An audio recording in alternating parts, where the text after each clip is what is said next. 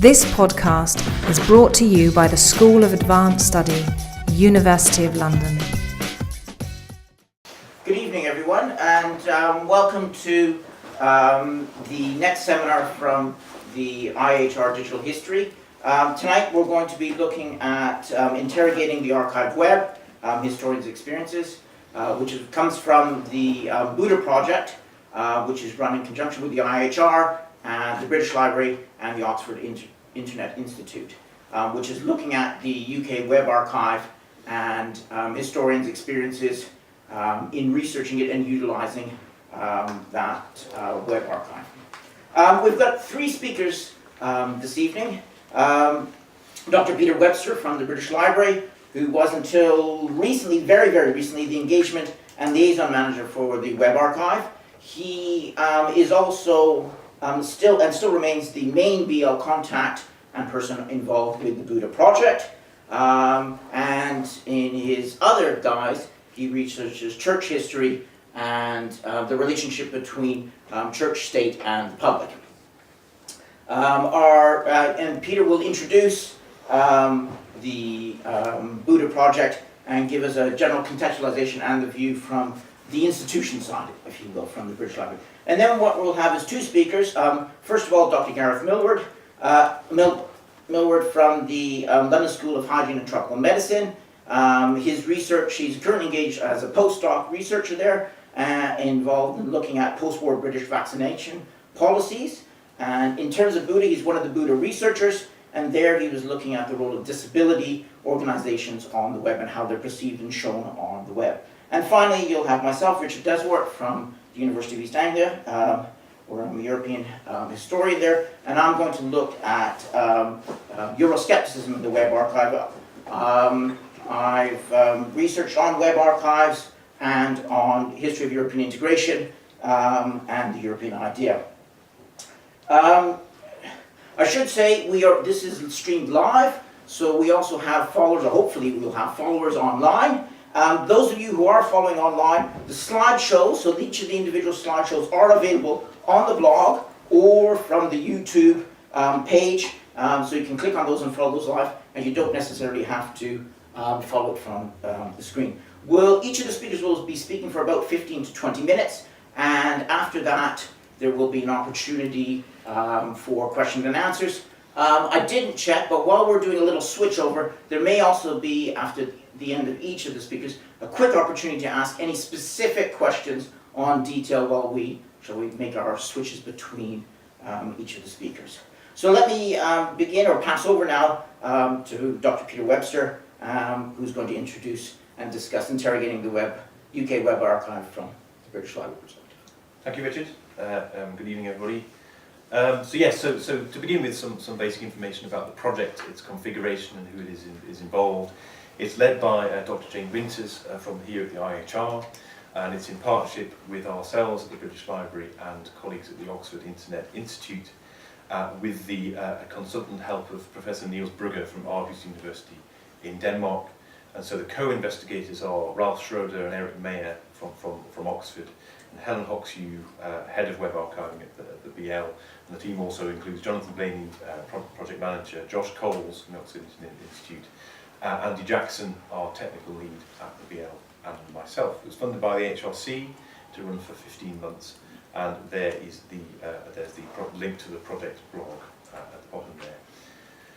So here's a selection of some of the project aims. This isn't everything the project is concerned to do, but mostly what we're interested in here today.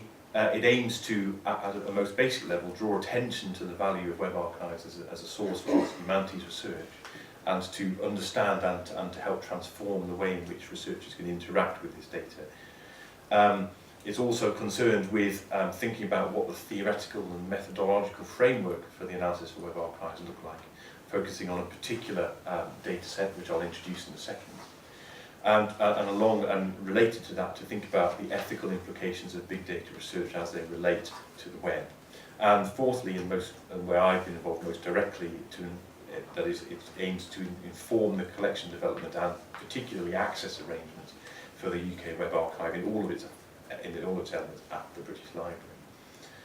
And so what will it produce? The outputs of these it will produce a suite of analytic and visualization tools which will be embedded within the user interface for the use of researchers.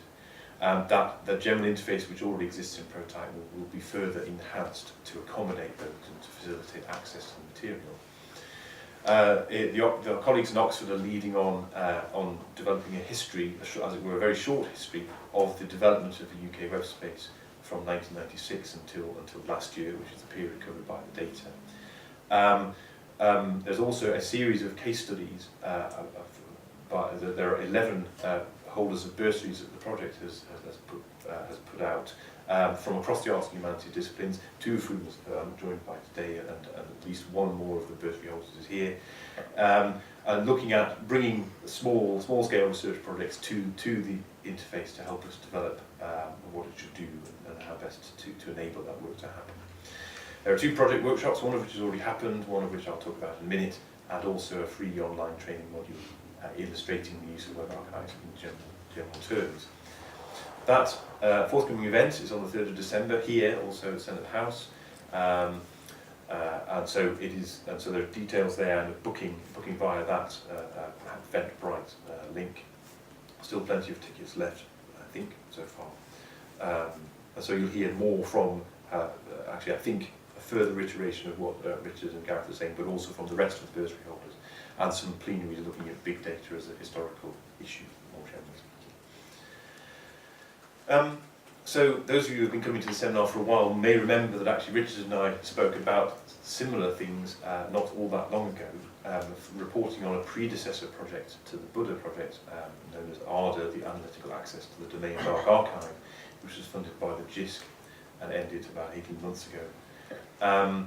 And that time we tried to pose what we thought were some of the emerging issues about what is in fact a new class of primary source for historians, and actually the archive web has, as it were, philological and methodological questions that are not alike to any other class of archive material, as such that there's a whole conversation about how we use these in the first place that we need to be having.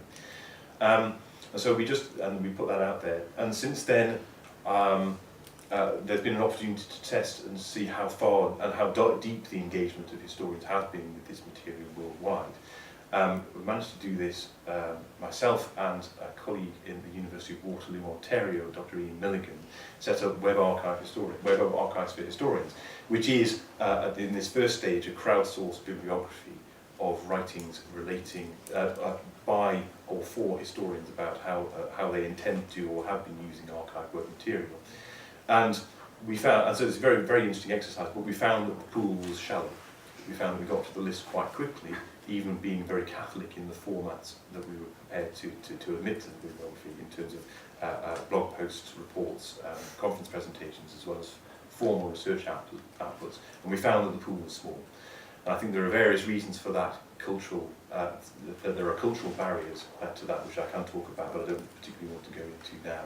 But some of those issues are picked up in the podcast of that seminar, which is available from that URL there, should you be interested to follow any of that up. So, but I need to put this, back to this particular project, I need to put it into some context.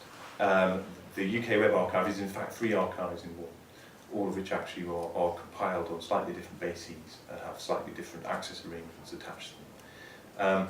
The one which you're most likely to be familiar with is the Open UK Web Archive, which is a hand-curated catalogue, small-scale permission-based archive, which has been in the making since 2004, and that's available publicly at webarchive.org.uk. Since last year, however, since last April, the library, in conjunction with the 5 other legal deposit libraries for the United Kingdom, have the right to receive a copy of any non-print publication from the UK, an extension of the legal deposit right which we're familiar with for printed material. And that, in this context, also applies to the open web. And so since last year, we started collecting at least once a year between 4 and 5 million individual web hosts in any one year. About 4 million individual URLs in 2013. And then the third data set, which is the one I want to talk about today, is the JISC UK web domain data set. Some details of that are here. The JISC, as it were, on behalf of the nation, bought from the Internet Archive a complete set of their holdings for the .uk domain from 1996 to 2013. So the Internet Archive, available at archive.org, is a San Francisco-based philanthropic organisation who set themselves the task of archiving everything they could find online from 1996. So it is the biggest single web archive in existence and is unique. So there is nothing else like it as such. And so, as I said, we have a copy of the .uk subset of that data, which was the JISC bought and entrusted to the British Library for safekeeping. We're not able, for reasons I can go into, we're not able to provide local access to those individual pages. But what we can do is build search and filter and other access mechanisms on top of that content, and then send users back to the Internet Archive's own interface if they want to see the pages themselves. And we can also generate secondary data sets from within it, and there are a number of those which are then available in the public domain. But I don't intend to talk about those today particularly. It's worth taking a minute just to think about what the general, if it's possible to categorise what the use cases for an user interface for archive web material actually are. Some of these are more familiar than others, some of them are enabled more than others in different contexts. The most familiar mechanism, which is by and large is the one that's adopted by most web archives around the world, is a full text or full text search or browse that clicks you through to view an individual archive web page replayed in the browser as if it were a live one. What is less well embedded anywhere is full text search that then leads to analysis and visualization of those results in the abstract. A third step, which is something which a requirement that was articulated very clearly by the researchers on this project, was moving from a search to fixing what we term the corpus. That's to say, identifying a subset of material within the larger data set, which users can then start to do additional things with themselves, and these are kind of bespoke to individual researchers. If I say there are just north of 2 billion individual resources, that's say individual files in this archive, it became very clear to us that actually some means of subsetting that on demand was going to be essential if actually there was any means of finding any useful, meaningful results within it. And then moving from that creation of a corpus, as it were, to do further full text searching within that data, then leading to viewing individual resources. There was also a need to do further fine-grained searching within the corpus, then leading to analysis and visualization of that secondary set of results. And those are the 5 use cases which the user interface that this project is developing is designed to serve. The final 2 are actually the derivation of data sets which users can download, take away, and use on their own local infrastructure and local machines. And also, there is a very small but very dedicated group of scholars who want direct access to the archival files themselves to take away and use. And this is the model that the Internet Archive have been just trialling and starting to enable. It's worth just thinking about what it is that we know about any of this data. Because what in effect, Gareth and Rich and I have been talking about this over coffee, and there's a sense in what you have here is an archive without a catalogue defined in the traditional terms. There are 2.2 billion individual resources in this data set. They will never be catalogued in the sense that no human being will ever create a descriptive record of each of those individual things. So at level we're dependent on the data that we can know in an automated, scalable, machine-run way about it. And so from the data that was collected when the archive material was first gathered, we can know the date in which that happened, and we can know the URL from which that data came, and we can know what the file format is, mostly, and we can know how large that file is.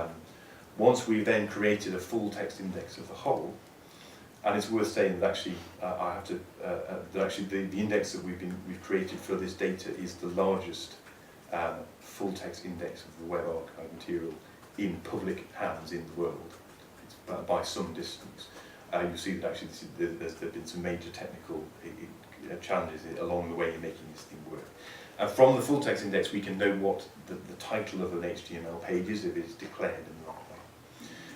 We can know where the destinations of links within that content are based, so we know that site A in fact links to another one.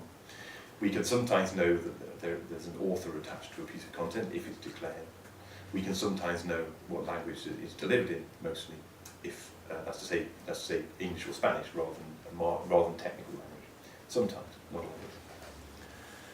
And what don't we know about any of this stuff? It's all the stuff that's in your traditional catalogue.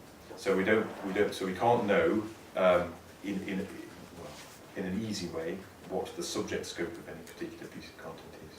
We can't know what kind of geographic scope it has, although we can infer these things, but not in a very safe or very scalable way. We don't know who the publisher is. We know which URL something came from, but the mapping of publishers to URLs is not an exact science by any means. Crucially, we don't know when something was first published online. The dating that we have is the date at which something was found online, not the date at which it was published necessarily. And we can't know when something was last changed. If we have two copies or instances, as they're called, of the same content, we can know that they have changed in between those 2 points. What we can't know is at what point the change was made. So we have to work around all of these particular limitations of the data that we're dealing with. That is a very quick introduction to what we've been doing. So I think it's Gareth next, isn't it? Yes, it is. Gareth Right. next, yeah. But I'm happy to take questions now if there's anything. If there are any specific questions now, rather than wide open, more general questions on some of the particular points that Peter made, please ask away now. We can take a couple or two while we switch over. Well, they swap on seats anyways, at least. Any clarifications or anything particular to what Peter has just been explaining?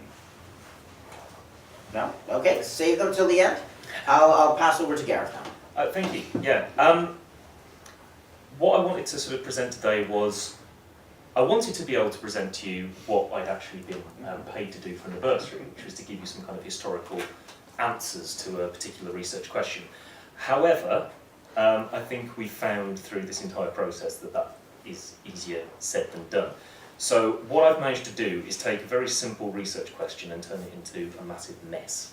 So this is not so much a presentation, but a record of my descent into madness, trying to make sense of all of the stuff that's in here. So I'll start by saying what I intended to do from this project. My original plan was to investigate the presence of major UK disability organisations on the web and to find out what information would have been available to disabled people through the late 90s and early 2000s. The archive itself covers a period from 1996 onwards. The Disability Discrimination Act was passed in 1995, so this was a particular political moment for disabled people, and I thought that it would be very interesting to see what was available with this new technology coming in and a new, at least overt, political commitment to equality. And I would do that by assessing the number of times that key organisations were mentioned within the archive, do a bit of quantitative work with the breakdown of how those statistics sort of manifest, and then spend a little bit of time reading through the actual results to determine the sort of the quality of the information that was available. If it was just repeating the same thing over and over again, or whether there were lots of different things going on. Then what I also wanted to do was take some of the key websites and run them through online validation tools for the code behind the websites. Now, the Web Accessibility Initiative launched a standard sort of coding practice for for access to websites for disabled people, and they launched that in 1998. And there are plenty of free tools on the web where you can put an HTML file through it, and it will tell you how many errors there are compared to whatever the coding standards are. So I wanted to see if the disability sites themselves actually met those standards, or whether they got worse over time, better over time, or whatever else. So I'd do all of this by searching for keywords to do with disability organisations, and then I'd run some of those websites, depending on a sort of sample of them, through some validation tools. That didn't happen. First of all, there was just far too much information for a human to read. I didn't have the time to get anything like a representative sample for either looking at the coding standards or for trying to qualitatively assess the quality of the information that was there.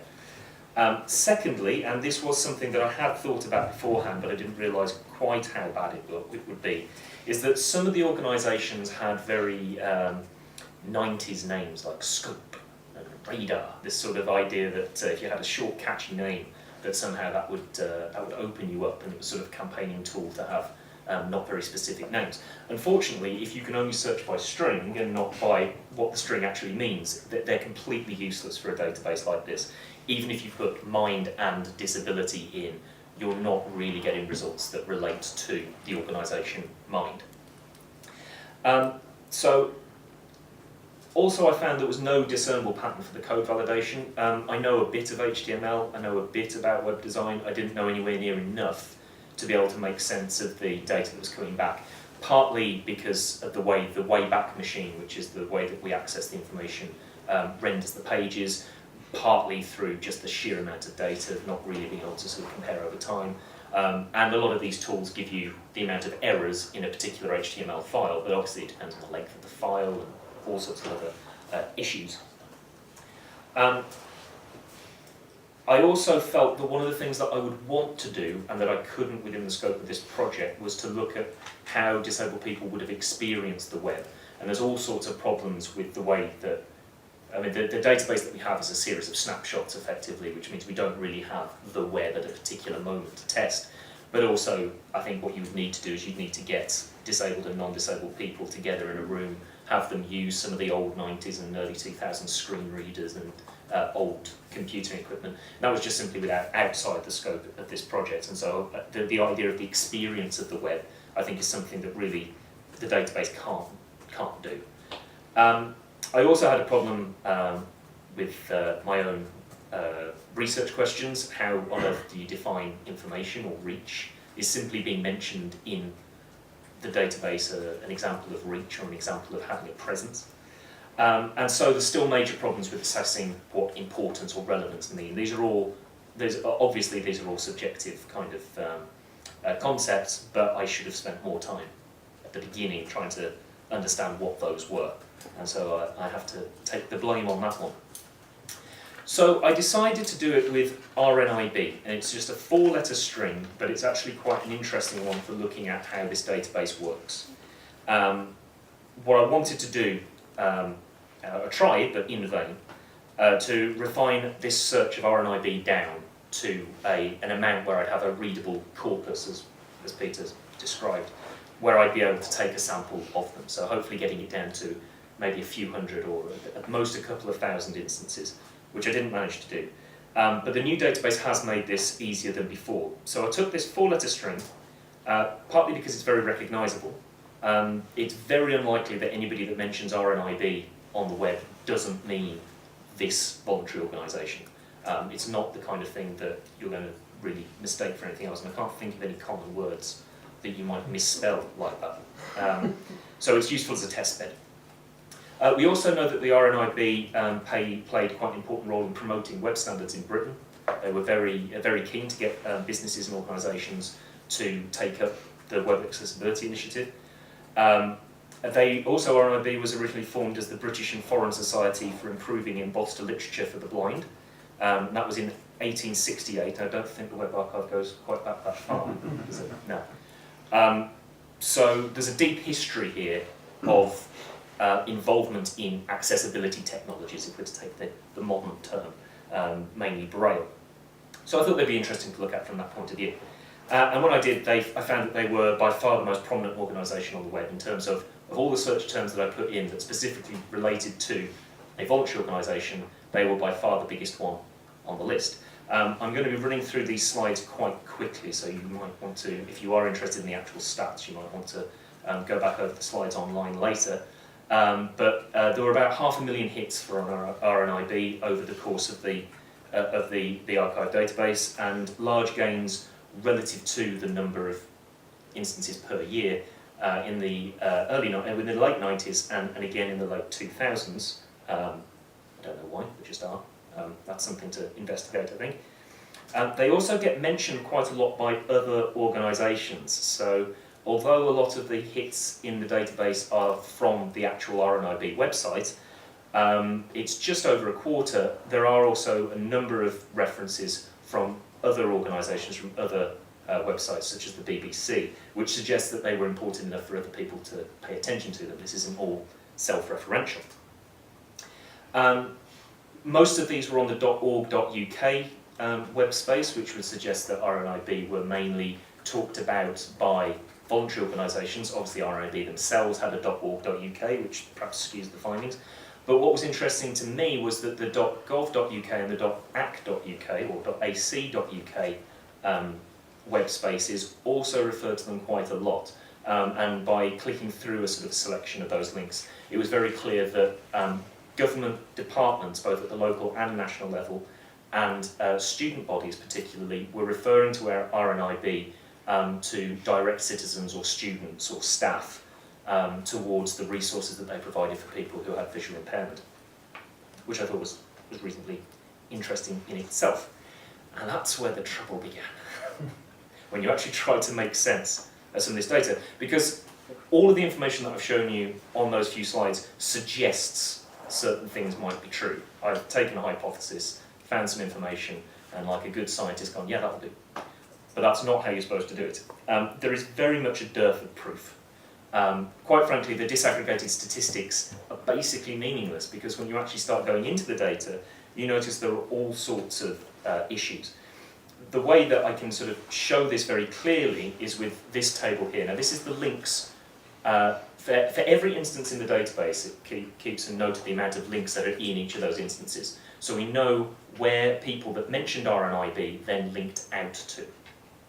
Now, most people who mentioned RNIB linked out to the RNIB website, so we've got well over 250,000 instances of that. However, number 2 is w3.org, and that has nothing whatsoever to do with RNIB, or rather, nothing directly to do with RNIB.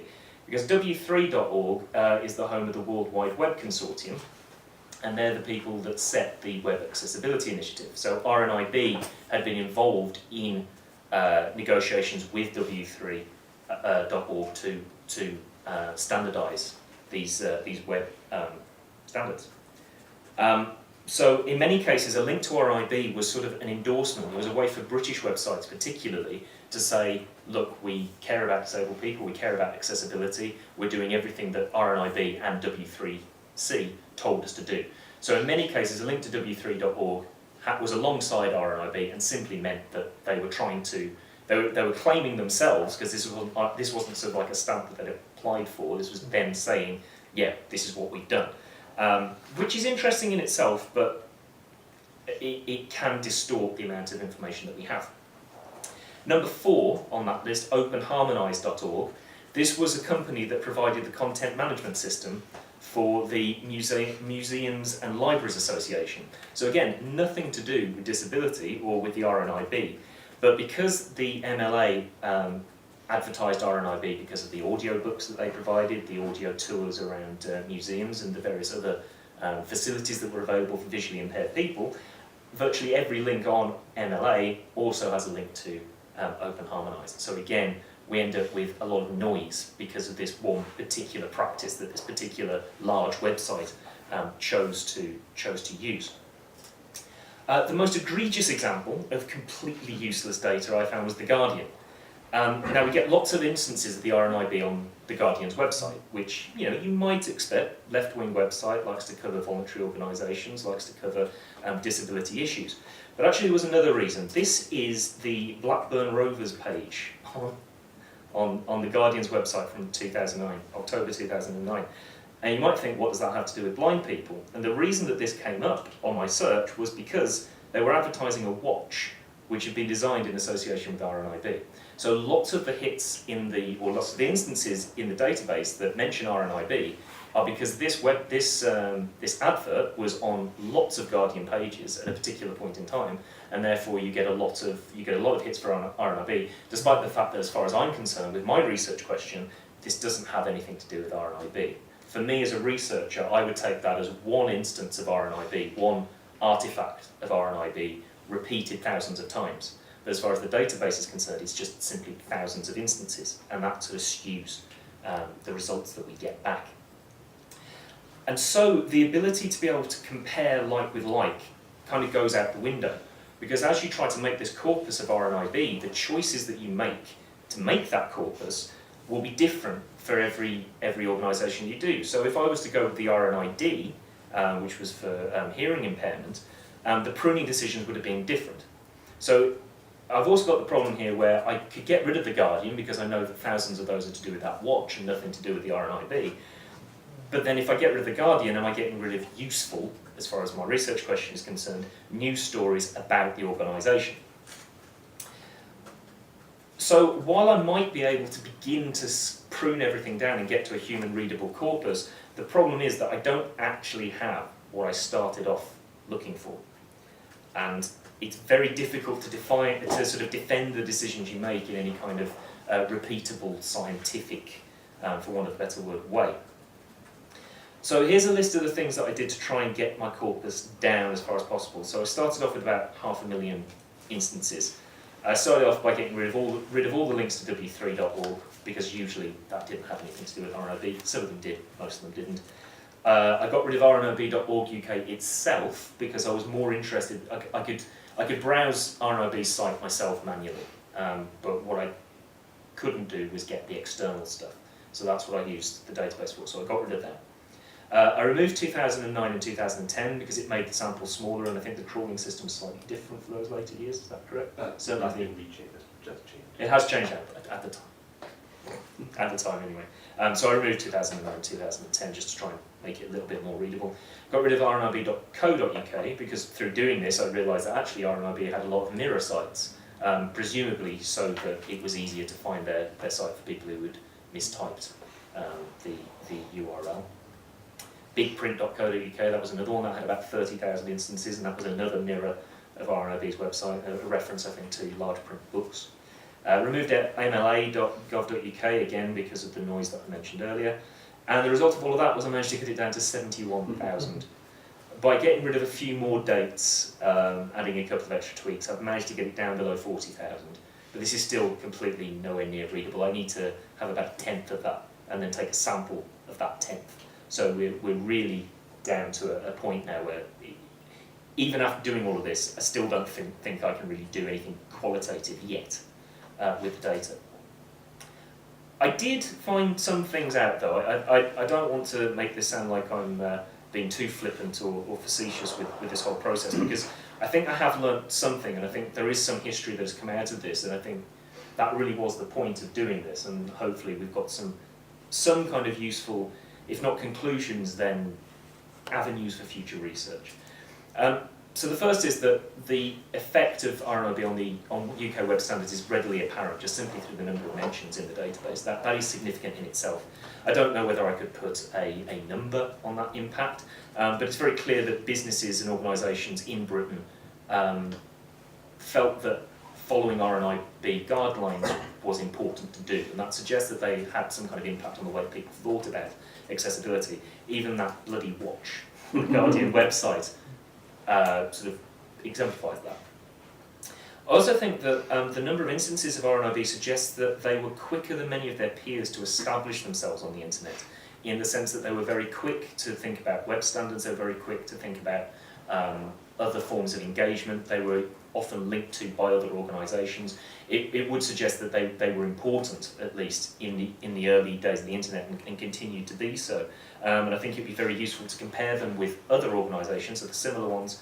And more importantly, I think it would be interesting to mix this with, in inverted commas, traditional history. So going through RNIB's organisational documents, oral interviews with people who were involved with their web strategy, if in fact they had a web strategy in the 1990s and early 2000s. I think it'd be interesting to sort of compare and sort of mix methods and really sort of get at the deeper history of that. However, I think the main conclusions that I have are methodological. I was struck by how much, as a sort of a human being in general, I become reliant on Google's relevance searching. The algorithms that Google use and the sort of the data that they track on you to try and give you the results of what you meant to search for rather than what you literally searched for, they're not available through the web archive, and I don't think they ever can be. I think it's something that's a problem that's going to be virtually impossible to solve unless computer science progresses rapidly in the very near future. And I think that is important to remember because it gives you exactly what you asked for. There's no sorting, it's completely unordered, there's no prioritisation. And it's such a massive database that it becomes almost impossible to sort of look for that. And so one of the things that might become necessary if we're to make qualitative use of the database, we may need archivists of the web archive. Now that opens up a massive can of worms, obviously methodologically, you know, who decides what gets kept, who decides what goes away, who decides how it's presented, how the catalogues are written. But we have those problems with traditional archives too, it's just that they're usually on a much smaller scale, and I think we don't necessarily think too hard about what decisions the National Archive have made or any of the other archives that we go to. So it's problematic, but I don't think necessarily unsurmountably so. Anyway, I think I've gone a little bit long anyway, so I will leave it there, and thank you for listening. Now we'll go on to the last speaker, myself, and I'm going to present in some ways quite similar results to what Gareth has done in general terms anyways. In that sense, our experiences, and I think some of the other researchers' experiences on the project are similar in that sense.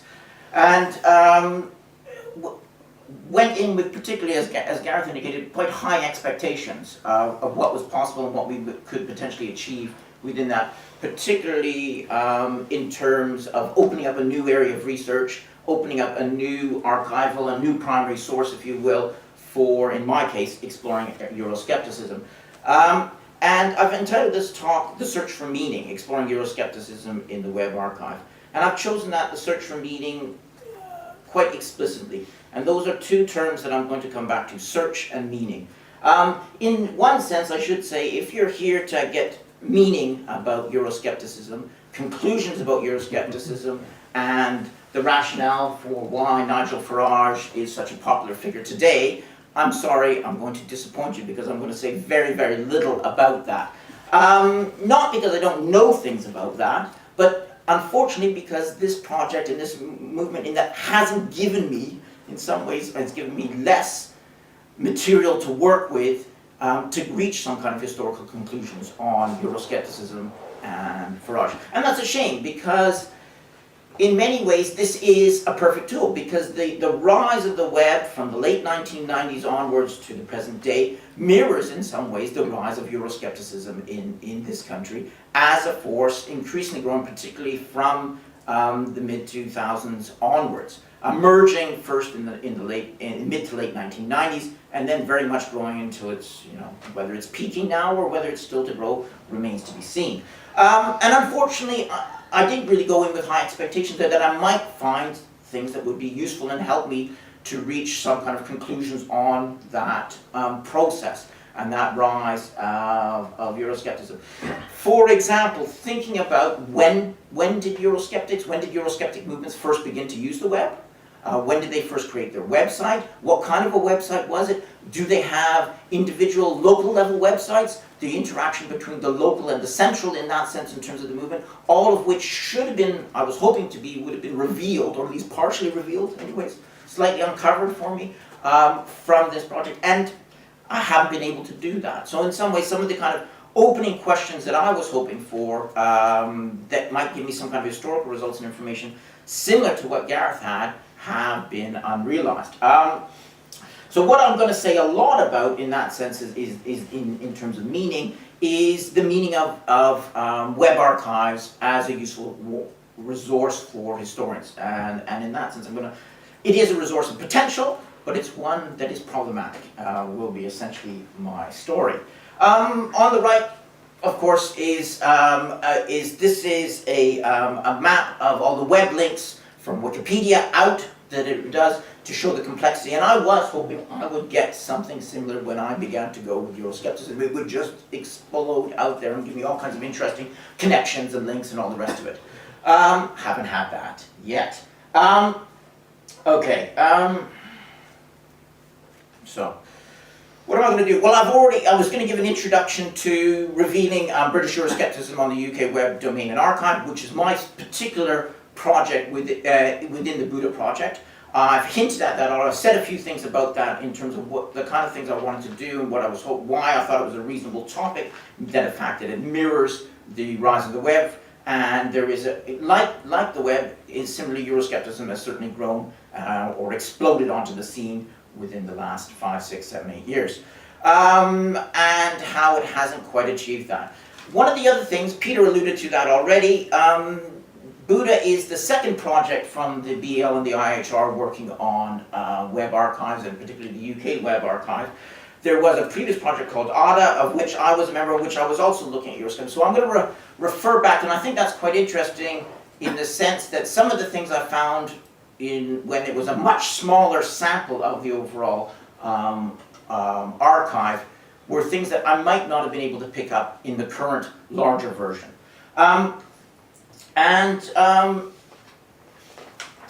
Particularly, really what I'm going to do is look at two big issues within it, what I think I found. Searching, for one, and meaning. And I think in the first case, in regards to searching, it is like web archives, and accessing web archives is similar to Google. We search into them. That's the way into it. You use an interface and you search within that. And in that sense, I think it is rather different and it is a bit problematic from the way in which we traditionally use archives. Traditionally, when we go to an archive, we have a broad understanding, perhaps, of what we want and what might be there. It's catalogued. We have a sense that there is information there, that there should be information on that. When we approach the web on Google, or indeed using one of the web archive interfaces, we don't necessarily know what's there.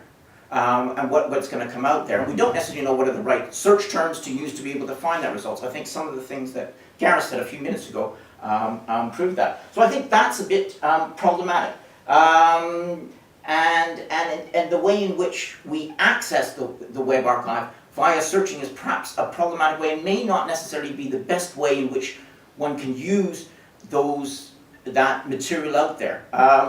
Having said that, that is the way in which archives are set up, the way in which web archives are set up to access the material and to enter the material. And I'll say more about that with some specific examples in a few minutes.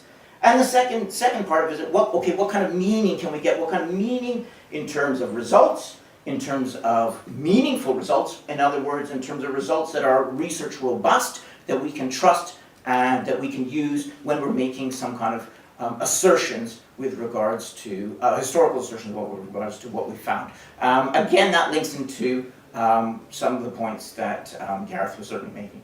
And I think this perhaps sums it up. That's the home page of, well, that's the search page, anyways, of the UK Web Archive, and that is the way you enter the Web Archive. A search term, enter a search term, and in you go. There is no other way other than, there is a browse function or an explore function, but that's the way in which you enter in and begin to find material. Peter may critique me on that a bit. There are some websites that are thematically grouped and can be found, but that isn't the majority of the websites. So we're going in via searching. There is no way in which you can see things that are grouped. And what you end up getting is a long list. A long list which you can limit, you can, as Gareth has certainly done, using different facets, then break it down, limit it down, interrogate it using a whole series of facets, whether those are by the suffix of the URL, whether that is by the year, by the content type, potentially even by the author, all those kind of different areas in which you can limit it down there. But essentially you end up with a long list. And a long list, in this case, usually done by the crawl year, when the website was crawled. Not necessarily the most easiest accessible way in which you can then begin to interrogate that data. There is a lot of manual work immediately apparent that you're going to have to do to get anything out there, unless you want to, I'll just jump ahead for a second there, unless you want to go through each of those kind of links. In Gareth's case, he was able to limit it down to 39,000 and something or other. To go through each of those individual 39,000 websites to get any kind of qualitative meaning is an unachievable task by a researcher. In my case, when I was looking at certain keyword search terms, like I did with Eurosceptic, In the first case, when it was only 5% of the domain, I had 312 returns for the whole period. When it was 12% of the domain, 5,600. 312 is easy enough as a researcher. I can go through all those. I can find something qualitative within that. 5,600, much more difficult. 14,000 as it is now in terms of Eurosceptic, and I'm not quite sure. I say foolish because I'm not quite sure how much we're actually looking at now. Peter, can you remind me? Are we looking at the full archive at the moment? No. Yeah, but in the prototype, the new interview. Yeah, okay, that's which is what I went through. But regardless on that, you are getting a huge amount of hits, which are difficult in terms of qualitative terms to go through, to analyze, to use. And that's certainly something that Gareth has also discussed. Let me step back for a second and do a little bit of a comparison to one of the other web archives that I think is useful within this country, and that's the UK Government Web Archive, run by the National Archives out at Kew Gardens. And again, likewise there, forgive the little kind of advertisements there, again, it is, and that is typical I think for all archives, it's a search way in. Search is the way in, the only way in to the data, into those kind of things. Here, unfortunately, with the TNA, which then uses the Internet Memory Foundation as its a way in which you can access and search their archive, has many fewer facets within which you can limit and choose the data. They have got some largely specific websites there and listed in that you can look at, but not much. Otherwise, they're really only in terms of facets is HTML or the type of the way in which the website was created. That's about it itself. And again, what you end up with is a long list of results. In this case, I ended with 3,400. In this case, I'm not quite sure how these results are listed, why they're listed in the way in which they are listed. I can't change the way that's listing. I can't play with the order or anything else like that. Pretty much a really poor way for a researcher to begin to get into, in any meaningful way, that material. Qualitative way, at least. And quantitative, unfortunately, as I'll say in a few minutes, even more so for the TNA's one. Okay, so one of the things, ordering results, currently crawl date with the UK Web Archive, there are options to change the way in which you get the ordering of the results and everything else. The UK Government Web Archive doesn't allow you that.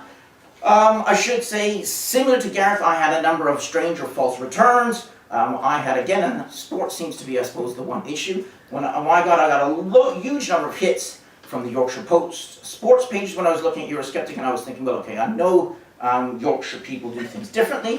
My mother's from Yorkshire, so I can say that. I'm legitimate in saying that, but I didn't automatically see the link between Euroscepticism and sport, particularly in Yorkshire, until I found that they had a rolling advertising banner of different articles on the website that was running across the top of the sports pages. And on one of those items was about the election of a Eurosceptic councillor locally in Leeds, I think it was at the time. So similar to Gareth's problem with the RNIB watch, which then actually of course, shall we say, dirties the amount of returns and dirties the data overall. Similarly, there was other things with, I can give you other examples or issues with that as well. I won't say anything more about the results filters, the facets that could be potentially used and the way in which that, but perhaps that might be something we can discuss at the end. Let me look at, so the first thing is, was that emphasis on search. Search is the way into the data and the way in which you are giving that. Now, what kind of ways in which we can make sense of and analyze those results to make them research valid? And Gareth has talked about some of the ways in which he's done that and the way in which he's trying to do that. I mean, certainly one has to go through the material, remove things, discover those kind of ways in which the data is being dirtied, if you will, or inappropriate information like the Yorkshire Post, headlines there. In that sense, I can almost see that as a form of duplication as well. Alongside that, there is also, as I've discovered, misleading data, and that's one of the things I discovered, partially because of having it done with the ADA project when I was a smaller one. UKIP, which I thought would have been a pretty safe search string, if you will, wasn't. Why? Because it is the name of a pharmaceutical company in the 1990s, and that again added in a whole series of other kind of results, which when I was looking at it as it is now, 15,000 results in there well, actually I read even more with UKIP. I would not have realized that that bit of information was in there unless I'd accidentally gone through, or discovered it, gone through that qualitatively, and then have to then remove those results out. So in the respect of finding research there, I think it is very much a needle in a haystack. You can find bits in there, but how do you actually go about finding what you want when you've got tens of thousands, or not more, results? One of the things that the UK Web Archive was doing was bringing in things like sentiment analysis, other aspects that would perhaps give us some kind of a different way of which we can look at and interpret the data. In that sense, giving rather broad descriptions, identifications on of a particular web page in relationship to the search topic. So this, in this case, this is a series of blog question returns where you get Eurosceptic listed in there. In fact, largely they see this to be neutral and very positive. One of the problems within this is that in fact it isn't really about Euroscepticism at all. It's about the famous smoking ban as it was put in there, and how one local UKIP party was arguing that the smoking ban should be resisted.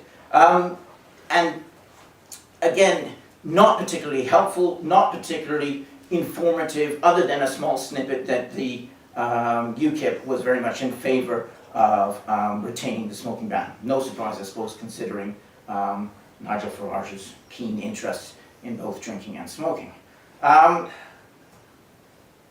Okay. What about quantitative then?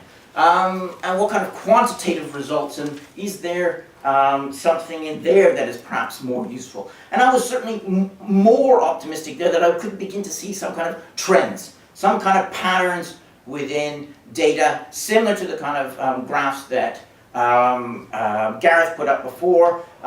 So here, just graphing the returns on Euroscepticism. Now, one of the problems that we quickly found out is that the way in which when the material and the data was crawled and then put up, it wasn't necessarily consistently across the board. Now, you would have hoped that would even out over time, but there were particularly some years, I think 2007 was a particularly problematic year in terms of what was done, and which make any kind of overall longer-term trends and seeing longer-term trends problematic. I mean, I thought that spike particularly would have been particularly apparent for 2007. Now I'm not so sure that that is indeed the case, that there is a big breakthrough in terms of UKIP there, and I remain unconvinced, and I certainly don't have the robustness to be able to push that in that sense. I think in the UK Web Archive is very useful in terms of some of the extra tools that they're trying to add in to allow different kind of faceted search and everything else, and I think that's very much helpful, particularly in comparison to the UK government website, the UK Government Web Archive. And I think that those kind of tools are absolutely crucial for researchers and essential for researchers if we are to be able to get any kind of robust information, workable data sets from web archives.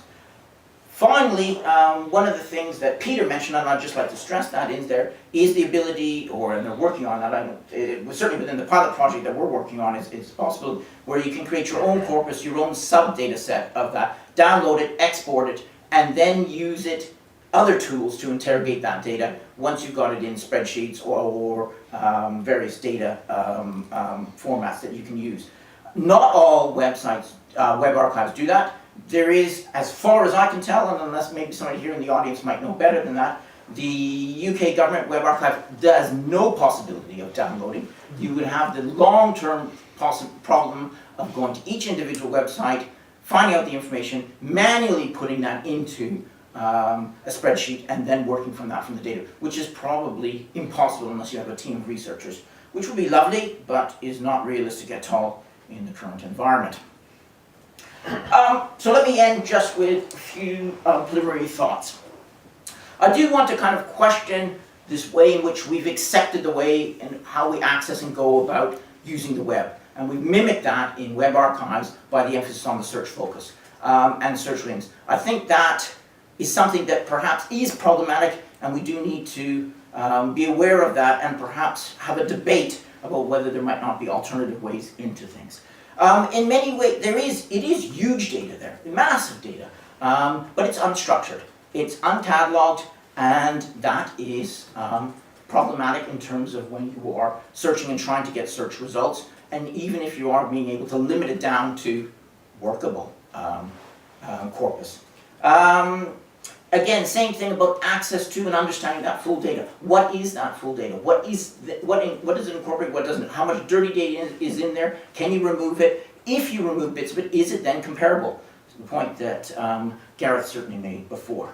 And in terms of understanding the meaning of that data, how do we do that? I think the way in which I'm moving forward in terms of analysing this is going to be going towards sampling, and the process of sampling, and I'll take on board the way in which social scientists have traditionally used sampling as a methodological approach when they're having massive data sets, and to see how well the kind of ways in which social scientists have methodologically traditionally approached sampling, and see whether that brings revealing results when applied to web archives. I've talked about false returns and clean data already, and tools. All of those, I think, well, false returns and clean data are, I think, aspects of using web archives and web archive results. You just have to understand and recognize that it is unclean data, and you're going to get false returns. And how then do you deal with that? Tools, certainly they're welcomed, but much more are needed. Exporting results is probably the only workable way forward, and creating your own corpus, and then how then you interpret those results, probably, I think, via sampling. Without wanting to sound overly critical, and I certainly, constructive critical is how I wanted to approach these things. I mean, it is very much a unique and problematic primary source, but it is one that's not going to go away, and it is one that historians and other researchers are going to want to use it, so we better make it better. Thank you.